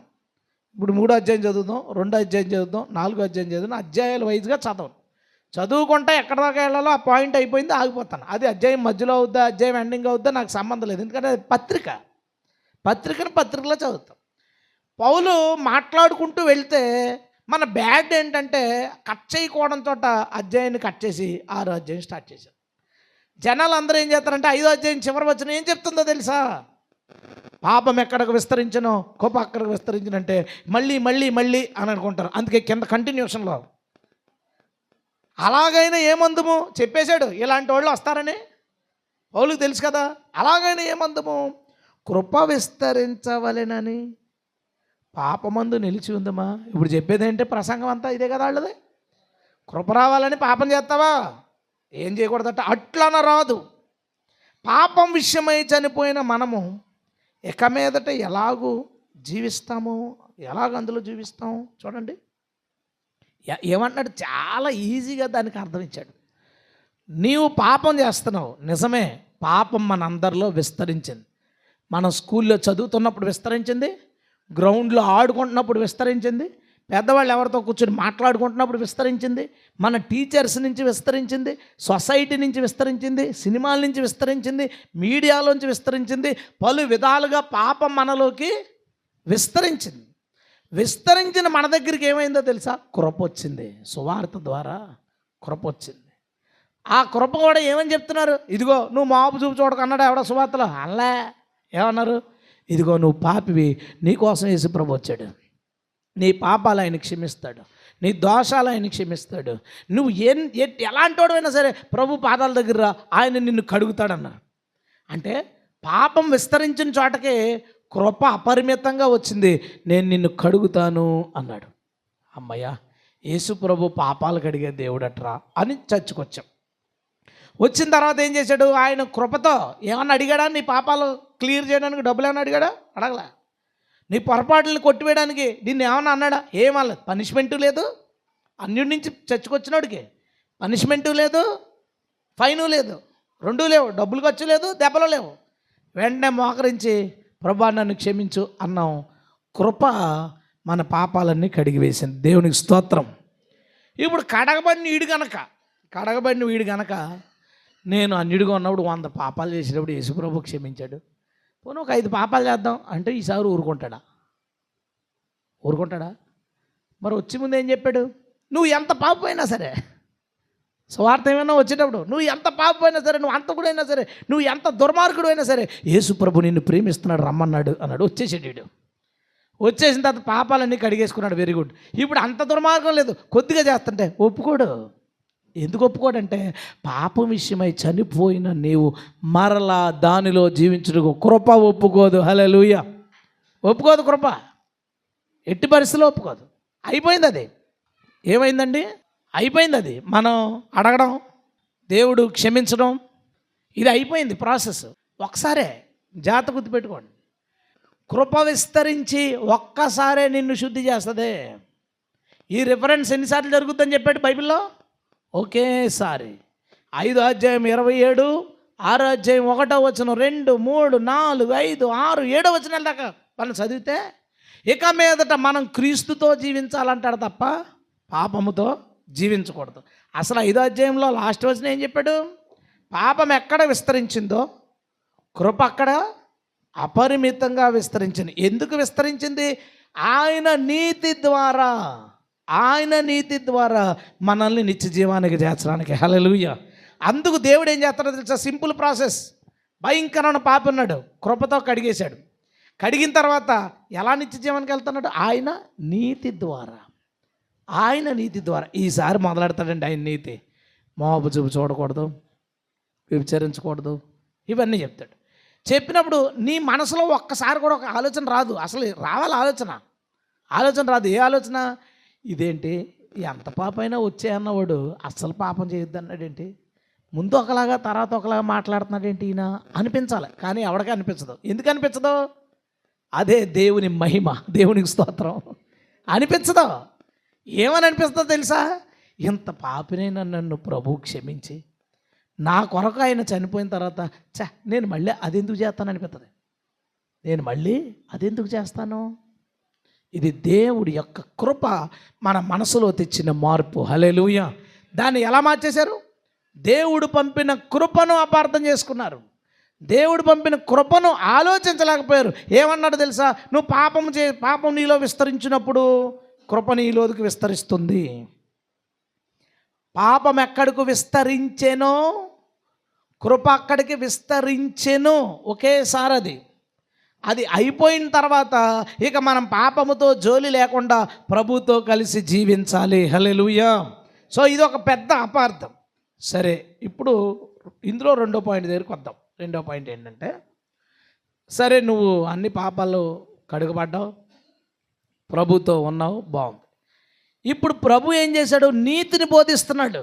నీ చూపు ఎలా ఉండాలి, మాట ఎలా ఉండాలి, ప్రవర్తన ఎలా ఉండాలి బోధిస్తున్నాడు. ఇది మనం ఎప్పుడు విననివి, ఎప్పుడు చేయనివి, మన ముందు ఎవరో చేయలేని కాబట్టి కొంచెం నిలబడి పడతాం ఒకసారి. మరి పడితే ఏంటి? ఇప్పుడు కృపలో రెండవ యాంగిల్ వస్తుంది. మొదటి యాంగిల్ ఏంటంటే, నువ్వు ఎన్ని పాపాలు చేయి, నేను ఈ కారణం వల్ల చేశానని చెప్పక్కర్లేదు, ప్రభా నేను పాపిని క్షమించు, పోయింది. రెండవ యాంగిల్ ఏంటంటే, యోహాను రాసిన మొదటి పత్రిక 2వ అధ్యాయం 1వ వచనం నుంచి, నా చిన్న పిల్లలారా, మీరు పాపము చేయకుండుటకై ఈ సంగతులను మీకు వ్రాయిచున్నాను. ఎవడైనను పాపము చేసిన ఎడల నీతిమంతుడైన యేసుక్రీస్తును ఉత్తరవాది తండ్రి వద్ద మనకున్నాడు. ఆయనే మన పాపములకు శాంతికరమై ఉన్నాడు. ఇప్పుడు ఒక రెండో కోణం కనబడుతుంది. ఏంటి ఆ కోణం అంట? మనం గనక పాపం చేసిన ఎడల ఎవరెళ్ళో, మనం పై అధ్యాయంలో యేసుతో పాటు ఉండి ఆయనతో అన్యోన్య సావాసం గలవారు ఉండి అన్ని పాపాలు కడిగేసుకున్నారు. 1వ అధ్యాయంలో, యోహాను రాసిన మొదటి పత్రికలో 1వ అధ్యాయంలో పాపాలన్నీ కడిగేసుకున్నారు. ఆ తర్వాత క్రైస్తవ జీవితం ప్రారంభించిన తర్వాత అనుకోకుండా ఒక పొరపాటు చేశాడు. ఈసారి కేసు ఎక్కడికి వెళ్ళింది? కోర్టుకి వెళ్ళింది. ఎవరున్నారంట? నీతిమంతుడైన యేసుక్రీస్తును ఉత్తరవాది అడ్వకేట్. ముందు కేసు ఎక్కడికి వెళ్ళింది? ఫస్ట్లో యేసుప్రభుని నమ్ముకున్న కొత్తలో పాపాలతో వచ్చినప్పుడు కేసు ఎక్కడికి వెళ్ళింది? కోర్టుకి వెళ్ళిందా? వెళ్ళా. ప్రభా క్షమించు, పోయింది. నువ్వు ఎందుకు తాగేవరా అని అడిగాడా? ఆడు అలవాటు చేశాడు, ఈడు అలవాటు చేశాడు, చెప్పాల్సిన పని ఏమీ లేదు. అంటే కేసు ఫస్ట్ పోలీస్ స్టేషన్కి వెళ్ళింది. పోలీసులతో సార్ ఏమనుకోకండి సార్, ఏదో అలా జరిగిపోయింది, సర్లే ఇంటికి పో అంటాడు, అయిపోయింది. దానికి నువ్వు ఇలా ఎందుకు చేసావు, అలా ఎందుకు చేసావు లేదు. కేసు కోర్టుకి వెళ్ళింది. ఈసారి ఉత్తరవాది ఎవడో? యేసుప్రభు, నీతిమంతులకు ఉత్తరవాది. ఇప్పుడు ఈయన కేసు వాదించి గెలవాలి. ఈ మీద ఏం జరిగింది అంటే, మావాడు ఆ అమ్మాయిని చూశాడు. ఎందుకు చూసావంటే ఇప్పుడు ఎక్స్ప్లెనేషన్ కావాలి. ప్రభువా నేను మానేసిన తర్వాత అనుకోకుండా ఫ్రెండ్స్తో బయటికి వెళ్ళినప్పుడు అక్కడికి 4-5 ఎదురుపడినప్పుడు నేను తల తిప్పేసుకున్నాను. తర్వాత కొంచెం డ్రెస్సింగ్ అది ఇలా ఉంటుందో అనుకోకుండా చూశాను. ప్రభు ఇంకెప్పుడు చేయను. ఇంత ఎక్స్ప్లెనేషన్ కావాలి. అక్కడ ఎంత ఎక్స్ప్లెనేషన్ కావాలి? ముందు పాపం ఎక్కడ విస్తరించినా అక్కడ కృప అపరిమితంగా ఉంది. ఎలా ఉంది? అపరిమితం. నువ్వు 15 సంవత్సరాలు చేసిన పాపాలు, 20 సంవత్సరాలు చేసిన పాపాలు, 1,00,000 పాపాలు, ఒక్క సింగిల్ దెబ్బ పోయింది. అపరిమితమైన కృప. ఇప్పుడు ఒకటే పాపం. కానీ ఏం జరుగుతుందో తెలుసా? వాదన జరుగుతుంది. ఆ వాదనలో దేవుడు మన ప్రభువు నీ కేసును నెగ్గాలంటే రీజన్ ఉండాలి దానికి.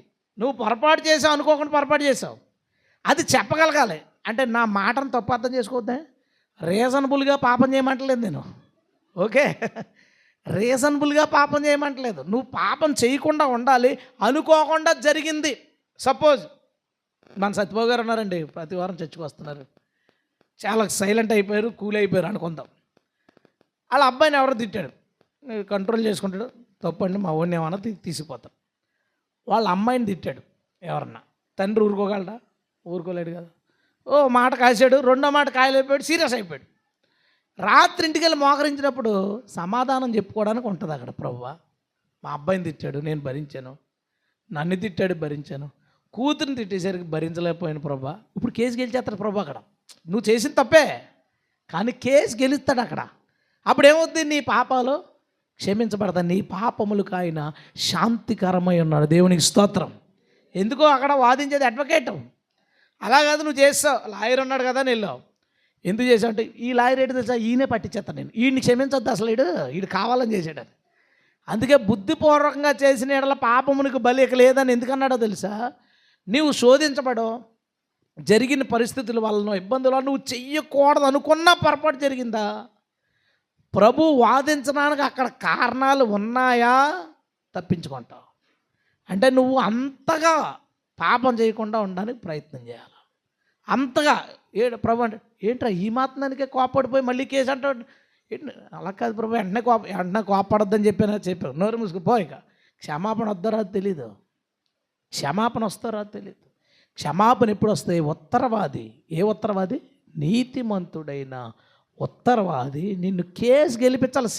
క్రైస్తవుడు ఏ పాపం చేసినా వెంటనే కోర్టుకు పోద్ది, వెంటనే కోర్టుకు పోతుంది. ఆధారాలు ఉండాలి, వాదోపవాదాలు, ఈ వ్యవహారాలన్నింటిలో సరైన పరిస్థితులు. ఈ పరిస్థితిలో జరిగింది. అయితే మరి ఏం చేయాలి? అయితే చిన్న పనిష్మెంట్ ఇచ్చి పంపించండి అంటారు. అదే దెబ్బలు, పరీక్ష దెబ్బలు ఎక్కడి నుంచి వస్తాయి? అక్కడి నుంచే వస్తాయి. 4 దెబ్బలు కొడేస్తాడు, ఇంకొద్దురా బాబు మనకు జీవితం అనుకుంటా. సో నువ్వు క్షమాపణ అడగడానికి కూడా ఒక అవకాశం ఉండాలి. నువ్వు ఇష్టం వచ్చినట్టు చేసుకుంటా పోతే, లేదా నువ్వు నీ సెల్ఫ్ కంట్రోల్ లేకుండా నువ్వు జీవిస్తే, ప్రతిదానికి నువ్వు ఎమోషన్ అయిపోయేలా వాళ్ళగా ఉంటే, ప్రతిదానికి నువ్వు శోధనలో పడిపోయే వ్యక్తిలో ఉంటే, ప్రభువు నిన్ను ఖచ్చితంగా క్షమించలేడు. కృప నిన్ను విడుదల చేయదు. కృప నిన్ను ఎప్పుడు విడుదల చేస్తుంది? నువ్వు కడగబడిన తర్వాత ఆయన నీతిలో నువ్వు ఉండలేకపోయావు. మీకు ఇంకో మాట కూడా చెప్తాను. నీవు ప్రభువుని నమ్ముకున్నప్పుడు ఏదో పాపాలు అన్నీ ఒప్పేసుకున్నావు, అయిపోయింది. కొన్ని పాపాలని మనకు తెలియదు, తర్వాత ఎప్పుడో తెలిసింది. తెలిసినప్పుడు అప్పుడే ఎక్స్ప్లెనేషన్ అక్కర్లేదు. తెలియదు కదా నీకు. ప్రభా తెలియక చేశాను, ఓకే, ఇంకేం లేదు ఎక్స్ప్లెనేషన్. తెలియక చేసి తిని కనుక క్షమించబడితిని ఉంది కదా బైబిల్లో. తెలియక చేసావు, ఓకే, క్షమించేశాడు. పెద్ద పాపం తెలియక చేసావు, క్షమిస్తాడు. చిన్న పాపం కావాలని చేసావు, ఇప్పుడు నువ్వు ఎలా గెలుచుకుంటావు? అవదు.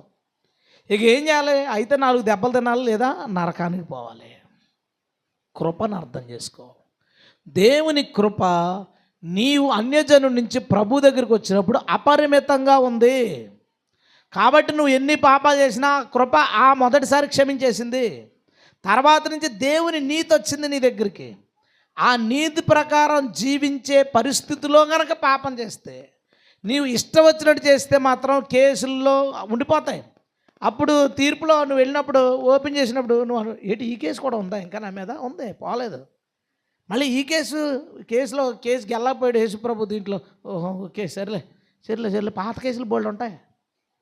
నీవు ఇక మీదట ఉద్దేశపూర్వకమైనవి చేయకు. ఉద్దేశపూర్వకంగా చేస్తే ఈరోజు క్షమాపణ అడుగు. ఇంకా నీకు పరలోకం కావాలంటే, ప్రభువా పాత కేసుల తాలూకా శిక్ష అంతా ఎక్కడ వేసే ప్రభువా, నాకు మాత్రం నరకం వద్దని బ్రతిమాలి ప్రభుని. దేవునికి స్తోత్రం. ప్రభు నిన్ను ప్రేమించడానికో ఇక్కడే బాధేస్తాడు, అయిపోద్ది. గొడవ లేదు.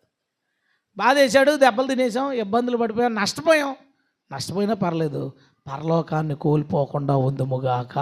ఆమేన్, హల్లెలూయా. నేను చెప్పింది మీకు అర్థమైందా? కృపను అపార్థం చేసుకోవడం, కృపను పాపం చేయడానికి అనుకూలంగా వాడుకోవడానికి ప్రయత్నించాం. దీని నుంచి మళ్ళీ క్యాల్వినిజం లాంటి బోల్డ్ సిద్ధాంతాలు బయటకు వచ్చి మనుషుల్ని పాపులుగా మార్చడానికి ప్రయత్నిస్తాం. అస్సలు కుదరదు. ఎవరున్నారండి నీతిమంతుటకు? ఉత్తరవాది ఉన్నాడు. వాళ్ళకి ఏం చెప్తారండి క్యాల్వినిస్టులు సమాధానం? అలా కాదు, మనమే నిర్ణయించామండి వీడు తాగాలని. ఇంకా కోర్టు ఎందుకు? ఉత్తరవాది ఎందుకు? ఇంకా వాళ్ళే నిర్ణయిస్తే తప్పది. కాబట్టి నువ్వు ప్రభువుని నమ్ముకున్న వ్యక్తిగా జాగ్రత్త. ఒకరితో మాట్లాడాలన్నా ఇది ప్రభు చిత్తమా కదా? కాదు, పక్కన పెట్టు. ఒక ఊరు వెళ్ళాలి, ప్రభు చిత్తం కాదు, వదిలే. ఓ పని చేయాలి, ప్రభు వద్దన్నాడు, వదిలే. నీవు ప్రభువుకి వ్యతిరేకమైన నువ్వు చేసుకుంటూ వెళ్తే దానికి తగిన పర్యవసానాన్ని నువ్వు అనుభవించి తీరాలి. తెలియక చేసావా, ప్రభు నిన్ను క్షమిస్తాడు.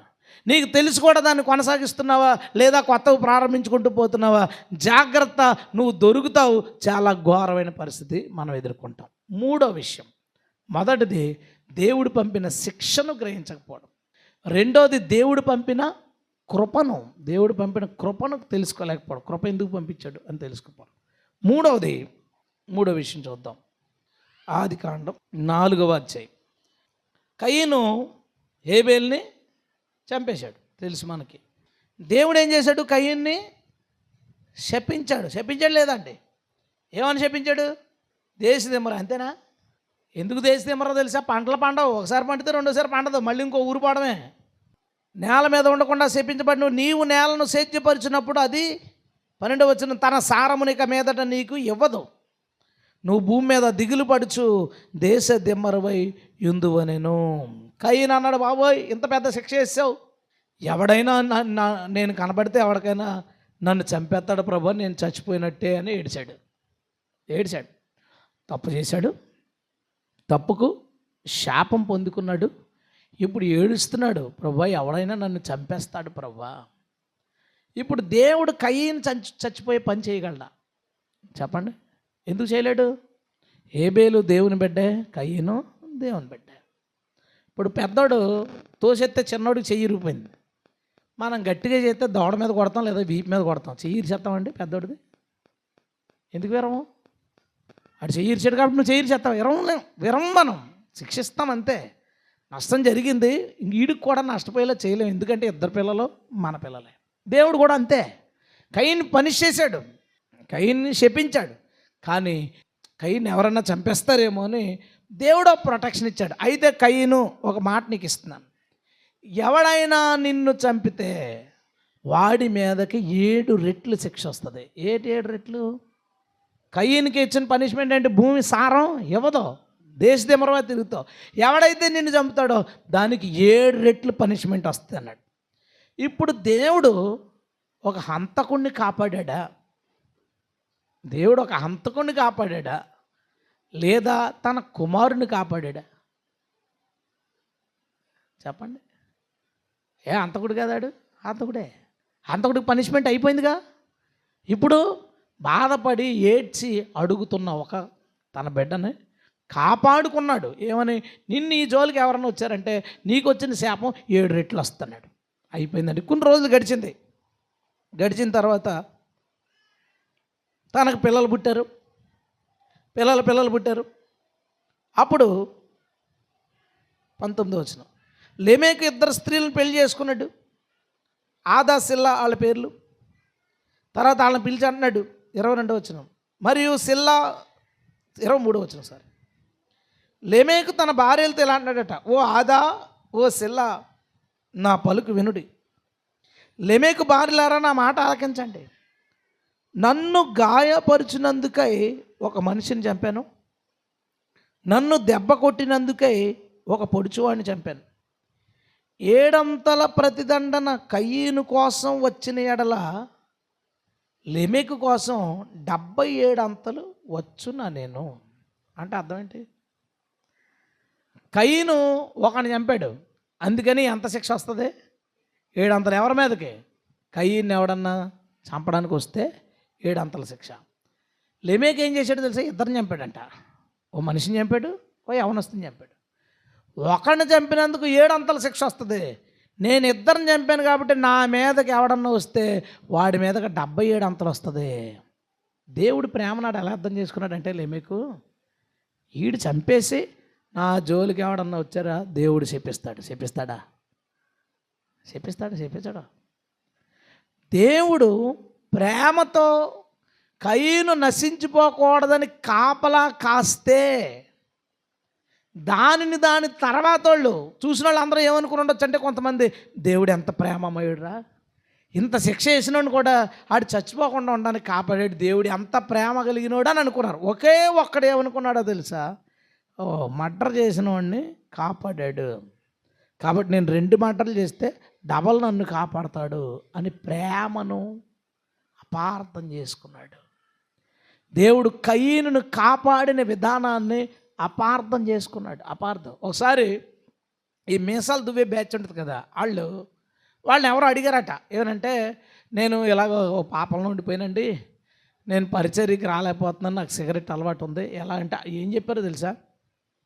సంసోను వ్యభిచారి దగ్గర ఉన్నప్పుడు కూడా ఫిలిష్తీయులతో పోరాడాడు కాబట్టి నీ పాపంతో దేవుడికి సంబంధం లేదు అన్నాడండి. ఏమంటే దేవుడు సంసోను పాపంలో పడిపోయినా, వ్యభిచారి దగ్గర ఉన్నా ఎందుకు సంసోను వాడుకున్నాడో తెలుసా? ఇశ్రాయేల్ మీద ఉన్న ప్రేమతో. దేవునికి స్తోత్రం. ఆ ప్రేమ ఎలా అర్థమైంది వీళ్ళకే? పాపం చేసిన దేవుడు మనల్ని ఏమీ అనడు. ఇప్పుడు నేను చెప్పే పాయింట్ చెప్పకూడదు జనరల్, కానీ మనం చాలా వాక్యాలు విన్నాం కాబట్టి మనకు చాలా తెలుసు కాబట్టి నేను చెప్తున్నాను, ఇది చెప్పకూడదు. వినోమాట ఏంటంటే, నువ్వు ఒక వ్యక్తితో ఒక ఫోన్ మాట్లాడుతావు, అది మాట్లాడకూడని ఫోను, మాట్లాడకూడని మాటలు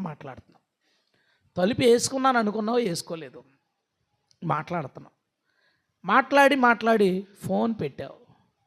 ఫోన్ పెట్టగానే తక్కువని లోపలికి ఇంకో పర్సన్ వచ్చారు. వచ్చినప్పుడు నువ్వు అనుకుంటావు, అమ్మయ్య తే గనక మాట్లాడుతుండగా వచ్చుంటే అయిపోదున్రా. అతను ఎందుకు ఆ ఫోన్ పెట్టిన తర్వాత వచ్చాడు? కారణం ఏంటి? ఇప్పుడు నువ్వు దొరికిపోతే నీ జీవితం నాశనం అయిపోద్ది. నీవు మారడానికి దేవుడు టైం ఇవ్వడానికి నువ్వు పాపం చేస్తున్నా సరే నువ్వు దొరికిపోకుండా కాపాడాడు. దానికి అర్థం ఏంటి? నువ్వు పాపం చేయాలని కాపాడా? కాదు, నువ్వు పాపంతో నశించిపోకూడదని కాపాడాడు. నువ్వు పాపంతో నశించిపోకూడదని నిన్ను కాపాడి నిన్ను సరిదిద్దడానికి ప్రయత్నం చేస్తున్నాడు. నువ్వేమనుకోవచ్చు, దేవుడు చాలా ప్రేమ కలిగినాడురా, నేను తాగుతున్నాను ఇప్పుడు కూడా దొరకలా ఇంట్లో. దేవుడు ఎంత ప్రేమ కలిగిన దాశాడు, దొరికేయాలరా బాబు పోలీసులకి, దేవుడు తప్పించాడు. నువ్వు ఏదో పని చేస్తున్నా దేవుడు ఎందుకు తప్పించాడు నిన్ను? కయ్యన్ని ఎందుకు తప్పించాడో అందుకే నిన్ను తప్పించాడు. దాన్ని నువ్వు లెమేకు తీసుకున్నట్టు తీసుకోకు. అప్పుడు ఏమైంది? లెమేకు వంశస్థులు అందరూ జలప్రలయంలో చచ్చారు. అలానే వాళ్ళకి వెళ్ళి రక్షించబడ్డారు, లేదు జలప్రలయంలో చచ్చారు వాళ్ళందరూ. అంటే దేవుడు నిన్ను మార్చాలని ప్రయత్నం చేసేటప్పుడు నువ్వు పొరపాట్లో ఉన్నప్పుడు కూడా నువ్వు ఇప్పుడు దొరికితే నీ జీవితం నాశనం అవుతుంది, నువ్వు ఇంకా భక్తిలోకి రాలేవు, లేదా నిన్ను వాళ్ళు ఇంకా అయిపోతుంది నీ పని అని వాళ్ళని ఆపడానికి ప్రయత్నం చేస్తాడు, నిన్ను మార్చడానికి ప్రయత్నం చేస్తాడు. దాన్ని నువ్వు ఆధారం చేసుకుని నేను పాపం చేస్తున్నా దేవుడు కాపాడుతున్నాడంటే దేవుని దృష్టిలో ఇది పాపం కాదేమో అని అనుకోవద్దు. దేవుని దృష్టిలో ఇది తప్పు కాదేమో అనుకోవద్దు, అలా అనుకోవద్దు. దేవుడు నువ్వు మారడానికి, కయ్యను మారడానికి దేవుడు ఒక అవకాశం ఇచ్చాడు. టక్మని చంపేస్తే కయ్యను మారడానికి ఛాన్స్ ఉండదు. అని అవకాశం ఇస్తే లెమేకు దాన్ని దుర్వినియోగం చేసుకుని దాన్ని మాట మార్చి, ఇదిగో కయ్యని చంపితే పనిష్మెంట్ ఎలా వస్తుందో నన్ను చంపితే 77 రెట్లు వస్తుంది అని చెప్పినట్టుగా దేవుడు నిన్ను కాపాడేదాన్ని పాపం చేయడానికి ఆసరాగా తీసుకోవద్దు. ఇది దేవుడు ప్రేమతో నిన్ను భరిస్తూ నువ్వు మారడానికి నిన్ను తప్పిస్తూ నీకు అవకాశం ఇస్తున్నాడు. ఆ అవకాశం దేవుడు నిన్ను పాపం చేయడానికి అనుమతి కాదు. సంసోని పాపం చేయడానికి దేవుడు అనుమతి ఇచ్చాడా? అనుమతి ఇవ్వలేదు. కానీ ఇశ్రాయేలుని కాపాడుకోవడానికి ఆ బలాఢ్యుని లేవనెత్తాడు దేవుడు. ఇప్పుడు ఈ వ్యక్తి కనుక అక్కడ నశించిపోతే ఇశ్రాయేలు పరిస్థితి ఏంటని ఇశ్రాయేలు మీద ఉన్న ప్రేమతో సంసోన్ని కాపాడుకుంటూ వచ్చాడు, ఆడుకుంటూ వచ్చాడు తప్ప అది పాపం కాదని కాదు. పాపం కాదని కాదు. నా మాట జాగ్రత్తగా గుర్తుపెట్టుకో. దేవుడు నువ్వు పొరపాటు చేస్తున్నా ప్రేమిస్తుంటే దానికి కారణం నీ పొరపాటును ఆయన ఆమోదించి కాదు. నీ పొరపాటును ఆయన ఆమోదించి కాదు, ఆయన ప్రేమిస్తున్నాడు.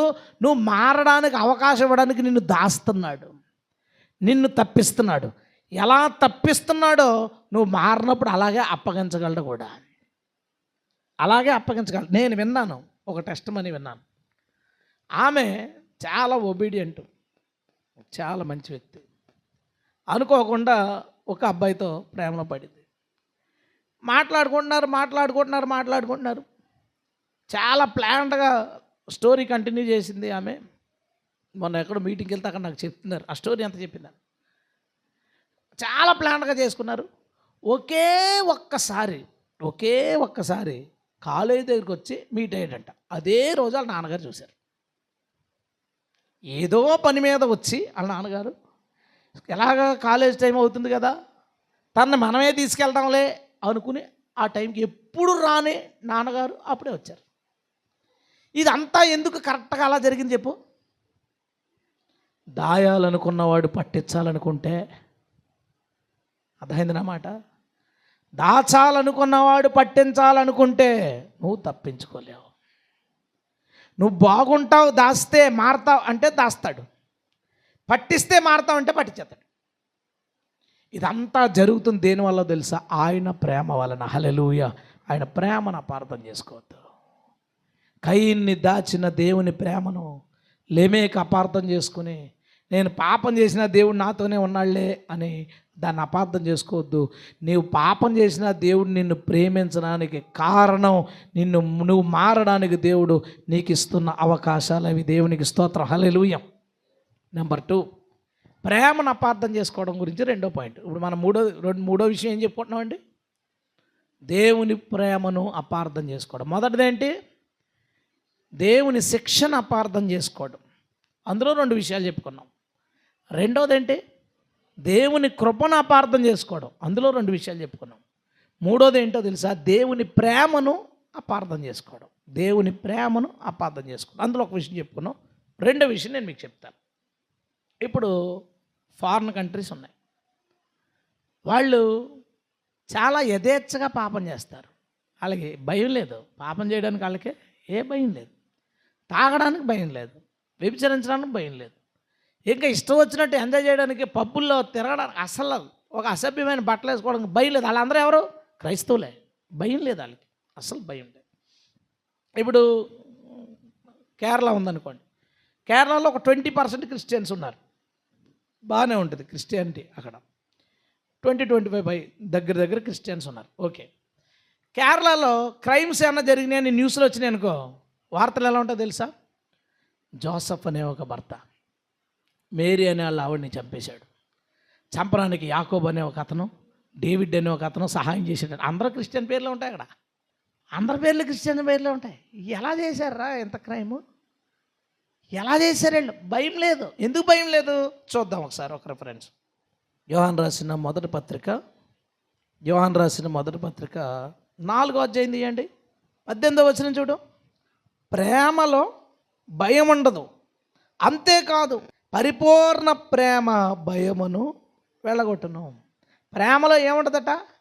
భయం ఉండదు. పరిపూర్ణ ప్రేమ భయమును వెళ్ళగొట్టును. వీళ్ళు ఏం చేస్తారంటే, ఈ ఫారిన్ కంట్రీస్ ఎక్కువ ఏంటంటే, ఓ బీదవాడు కనపడ్డాడు అనుకో, ఏడ్చేస్తారంటే వాళ్ళు బాధపడిపోతారు. ఒక్కొక్కరు ఏం చేస్తారో తెలుసా? అది జర్కిన్ ఉంటుంది, అది 20,000 15,000 ఉంటుంది. అతను చలితో ఉనుకుతాడు అనుకోండి, జర్కిన్ తీసి ఇచ్చేస్తాడు. ఏమంటే దేవుడి ప్రేమ, దేవుని ప్రేమ. ఇప్పుడు మనవాళ్ళు ఏమంటే మా దేశంలో పిల్లలు చదువుకోవడానికి డబ్బులు లేవంటే వీళ్ళు అక్కడక్కడ గ్యాదర్ చేసి ఒక 20 లక్షలు 30 లక్షలు ఇది ఏం చేస్తాడో అవసరం లేదు. ఎందుకు ఇచ్చారంటే దేవుని ప్రేమ. హాస్పిటల్స్ కడేస్తారు. ఎంత ఎంత చేస్తారంటే సర్వీస్, అద్భుతమైన సర్వీస్ చేస్తారు. అక్కడ కూడా ఎవరైనా వీళ్ళని ఏమన్నా అన్నారు అనుకోండి, తిరిగి వాళ్ళని ఏమన్నారు? ఏ అంటే ప్రేమ. వాళ్ళు ఏమనకూడదండి. ప్రేమ ఉంటుంది ఫుల్గా, డౌట్ లేదు. మంచి ప్రేమ కలిగిన వాళ్ళు, ఏం సందేహం లేదు. వీళ్ళు ఏమనుకుంటారంటే మనం ప్రేమిస్తున్నాం కదా, భయపడ్డం ఎందుకు? ఇంకా ప్రేమలో ఏం లేదు, ప్రేమలో ఏమి లేదన్నది భయం లేదు. పైగా పరిపూర్ణమైన ప్రేమ ఏం చేస్తాట? భయాన్ని పారదోలేస్తాట. అందుకని వీళ్ళు ప్రేమిస్తున్నాం కదా కాబట్టి దేవుడు మనతోనే ఉన్నాడు. మనం ప్రేమిస్తున్నాం కాబట్టి దేవుడు మనతోనే ఉన్నాడు కాబట్టి మనల్ని ఏమి అండవు. దైవ భయమే లేదండి. అస్సలు దైవ భయం లేదు.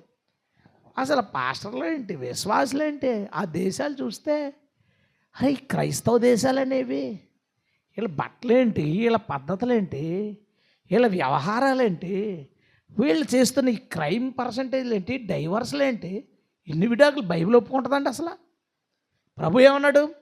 వాళ్ళు వేరవడం దేవుని చిత్తం కాదు, మీ హృదయ కాఠిన్యాన్ని బట్టి విడాకులు అనే సెక్షన్ పెట్టాడు. కానీ దేవుడైతే అది ఇవ్వడానికి ఇష్టం లేదు. దేవుడికి ఇద్దరు వేరవడానికి దేవుడికి ఇష్టం లేదు అని ఉంది.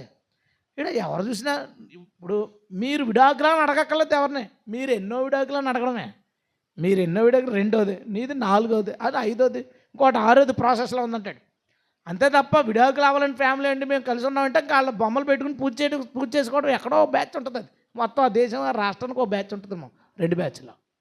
చూడండి ఎందుకు ఎంత దారుణంగా ఉన్నారు, ఎందుకు ఎంత అలా అయిపోయారంటే వాళ్ళు ప్రేమిస్తున్నారు, దైవ భయం లేదు. కానీ ప్రేమ ఉంది కానీ భయం లేదు. అందరూ చర్చికి వెళ్తారు, ప్రార్థన చేసుకుంటారు, కానుకలు చర్చికి ఇచ్చేస్తుంటారు, విపరీతంగా బేదలకు ఇచ్చేస్తుంటారు కానుకలు. వాళ్ళు ఏం తీసుకుంటారంటే దేవుని ఎదుట పరిపూర్ణమైన భక్తి ఏమనగా, నిష్కలంకమైన భక్తి ఏమనగా, భక్తి ఏంటంట దేవుని ఎదుట అనాథలను, దిక్కులేని వారిని వారి బాధల్లో పరామర్శించుట, అక్కడతో ఆగిపోతారు. కానీ కింద లైన్ ఉంటుంది, ఏంటది? ఇహలోక మాలిన్యము తమకు అంటకుండా చూసుకొనుట. ఈ లోకంలో ప్రతి చెడ్డ పని మాలిన్యమే. దాంట్లోకి వెళ్ళి వస్తే ఏమవుతుందో తెలుసు, అది మనకే అంటుకుంటుంది.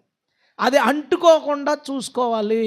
అసలు ప్రేమ అంటే వాళ్ళు ఏమనుకున్నారంటే ఎదుటి వాళ్ళకి మనం సహాయం చేయడం, ఎదుటి వాళ్ళు బాధల్లో ఉంటే చూసుకోవడం, ఎదుటి వాళ్ళు దుఃఖంలో ఉంటే సహాయం చేయడం, ఇది ప్రేమ అనుకున్నారు. అసలు అదే యోహాను ప్రేమ గురించి ఏమని రాశాడో చూద్దామా? 5వ అధ్యాయం 3వ వచనం.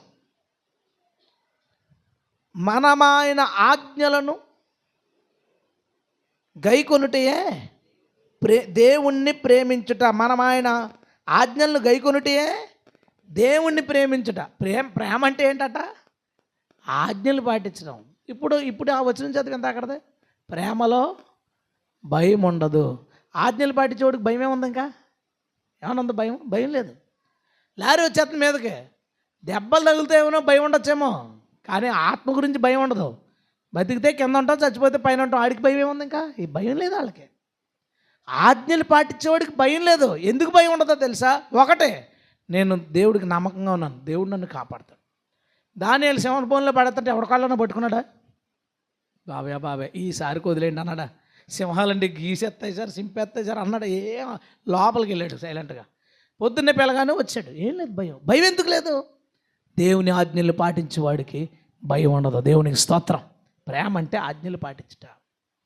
ఆజ్ఞలు పాటించిన వాడికి భయం ఉండదు అనేమో యోహాన్ రాస్తే, వీళ్ళేం తీసుకున్నారంటే మనం ప్రేమిస్తున్నాం చాలు అంతే. యేసుప్రభుకి ఏం కావాలంటే మనం ప్రేమించామా లేదా, మనం సహాయం చేసామా లేదా, సహకరించామా లేదా. కోట్లు కోట్లు కోట్లు బిల్ గేట్స్ ఉన్నాడు. ప్రతి సంవత్సరం వేల కోట్లు కరువులో ఉన్న దేశాలకి చిన్నపిల్లల ఆరోగ్యం కోసం, వాళ్ళ పౌష్టిక ఆహారం కోసం వేల కోట్లు ఇస్తాడు. కానీ అపవిత్రమైన భయంకరమైన పనులు చేశాడు. ఇదేంటి ఇన్ని కోట్ల దానాలు చేసినాడు, ఇంత అపవిత్రంగా ఎలా జీవించాడు అంటే ఏం భయం లేదు. ఎందుకు భయం లేదు? తనేమనుకున్నాడు? నేను ప్రేమిస్తున్నాను కాబట్టి నాకు ఏ భయం లేదు. ప్రేమను అపార్థం చేసుకున్నారు. ప్రేమనగా దేవుని ఆజ్ఞలను పాటించడం. అందుకే యేసుక్రీస్తు యోహాను సువార్త 14వ అధ్యాయంలో ఇలా అంటాడు, మీరు నా ఆజ్ఞలను గైకొన్న ఎడల మీరు నన్ను ప్రేమించిన వారు, అప్పుడు నేను మిమ్మల్ని ప్రేమించేదను. దేవునికి స్తోత్రం. ఆయన మనల్ని ప్రేమించాలన్నా మనం ఆయన్ని ప్రేమించడం అన్న అర్థం ఏంటో తెలుసా? ఆజ్ఞలు పాటించడం. ఆజ్ఞలు పాటించు, భయం ఉండదు. ఇక మనకి భయం ఏముంది? అసలు చింతే లేదు. భూకంపాలు వచ్చేస్తాయి, భయపడతాడండి? రెడీగా ఉన్నవాడు, దేవుని రాకడ కోసం రెడీగా ఉన్నవాడికి ఏమన్నా భయం ఉంటుందా? ఇదిగో యుద్ధాలు త్వరలో ఎన్నిసార్లు చెప్తారో, ఏదైనా వస్తే బాగున్నా, ఆయన తీసుకెళ్ళిపోతే బాగుంది అనుకుంటాడు. మళ్ళాటి వాళ్ళు అంటే ప్రభా ఈసారి కూడా ఆపే యుద్ధాన్ని, మళ్ళీ స్టార్ట్ అయింది ఇప్పుడు మనం, ప్రభా ఈసారి కూడా ఒక్కసారికి ఆపే తండ్రి అనుకుంటాం మనం. ఆజ్ఞలు పాటించేవాడు అమ్మయ్య ఇక రాకడ వచ్చేద్దేమోరని ఆడనుకుంటాడు. ఆజ్ఞలు పాటించేవాడికి భయం లేదు. అదే ప్రేమ అంటే. ప్రేమ అర్థం కాక ప్రేమించడం అంటే ఎదుటోళ్ళకి సహాయం చేయడం, ఎదుటోళ్ళతో నవ్వుతూ మాట్లాడడం, ఎదుటోళ్ళని ఇబ్బంది కలగకుండా చూసుకోవడం, అదే అనుకున్నాం కాదు. ప్రేమించడం అంటే ఆజ్ఞలు పాటించడం. ఆ ఆజ్ఞల్లో ఒక ఆజ్ఞ పేదవాడికి బట్టలు ఇరా బాబు, పేదవాడికి ఆహారం ఇరా, లేనోడికి సహాయం చేయడం కూడా ఆజ్ఞల్లో ఒకటే. ఆజ్ఞల్లో ఒకటది. ప్రేమించడం ఎందుకయిందంటే అది కూడా ఆజ్ఞల్లో ఒకటి కాబట్టి. అన్ని ఆజ్ఞలు అందుకనే ఉన్నట్టు తెలుసా? పరిపూర్ణంగా ప్రేమిస్తే అంటే అన్ని ఆజ్ఞలు కనుక పాటిస్తే అది భయాన్ని పారద్రోలేస్తుంది. అది భయపడాల్సిన అవసరం లేదు.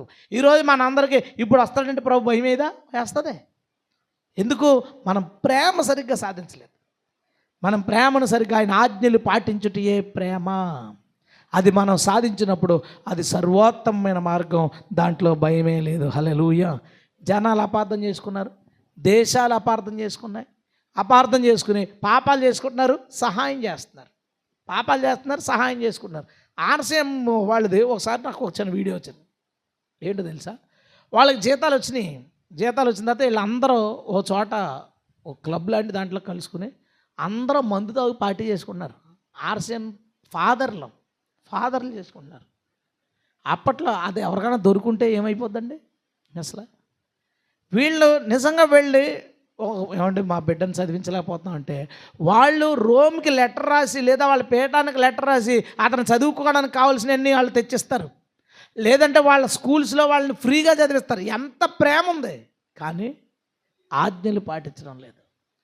వాళ్ళు ఏమనుకుంటున్నారంటే ప్రేమను అపార్థం చేసుకున్నారు. అదే ప్రేమ అనుకుంటున్నారు. దేవుడు నిన్ను ప్రేమిస్తున్నంత మాత్రాన నీలో పాపం లేదని కాదు. నీలో పాపమున్నా ప్రేమిస్తాడు. ఎందుకు ప్రేమిస్తాడంటే దాంట్లోంచి నువ్వు బయటికి రావాలని ఇంకా అవకాశం ఇస్తున్నాడు. రెండోది, నువ్వు మనుషుల్ని ప్రేమిస్తున్నావు, భేదాలని ప్రేమిస్తున్నావు, దేవుడిని ప్రేమించి చర్చికి వస్తున్నావు, చర్చి వదలట్లేదు, ప్రార్థన వదలట్లేదు, ఆరాధన వదలట్లేదు, ఇదే ప్రేమను అనుకోవద్దు. మనుషుల్ని ప్రేమిస్తున్నాను, దేవుడిని ప్రేమిస్తున్నాను, మనుషుల్ని ప్రేమిస్తున్నాను, దేవుడిని ప్రేమిస్తున్నాను కాబట్టి నాకు ప్రాబ్లం లేదని అనుకోవద్దు. ఆజ్ఞలను పాటించుటయే ప్రేమ. ప్రేమను, దేవుని ప్రేమను అపార్థం చేసుకున్నారు, దేవుని కృపను అపార్థం చేసుకున్నారు, దేవుని శిక్షను అపార్థం చేసుకున్నారు. అందుకే మన లైఫ్లు ఇలా ఉన్నాయి.